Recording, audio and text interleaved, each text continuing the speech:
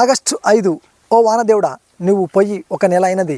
ఇక మధ్యలో 2 సార్లు వచ్చినావు, కానీ మనసులో పై కూడా నాలేదు. నువ్వు అలా పడ్డావు, వెళ్ళావు. ఇక మరి నీ రాక కోసం అయితే నడిగడ్డ ప్రాంతంలో మరి అందరూ రైతులు ఎదురు చూస్తున్నాము. మరి ఒకవైపు కాలువలున్నా ఇక ఎంత వరకు అవి మనకు సరిపోవు. నువ్వు వస్తేనే మరి అన్ని పంటలు బాగుంటాయి.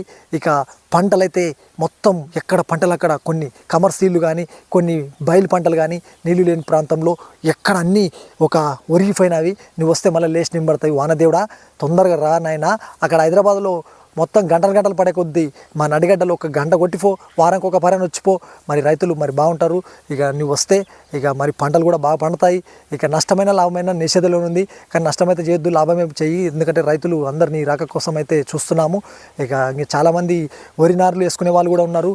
నీళ్ళు లేని వాళ్ళు ఇక వాన పడితే నాట్లు వేసుకుంటారు. మరి నారలు కూడా ఎక్కడ ముదిరిపోయినాయి.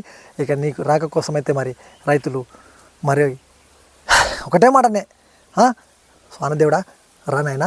ఇక నేను కూడా రైతుల తరపున ఒక వీడియో అయితే ఈరోజు, నేను కూడా ఒక రైతునే కాబట్టి మా కొంతవరకు పొలంలో నాటైతే వేసాము. మాకు కాలువలైనది కాబట్టి ఇక పత్తు చేనులు పరిస్థితి బాగలేదు. నువ్వు వస్తే ఇంకా బాగా పెరుగుతూ మంచిగా మరి పోతుంది. నడిగడ్డ ప్రాంతం చాలా వరకు చాలామందికి ఉపాధి కల్పిస్తుంది.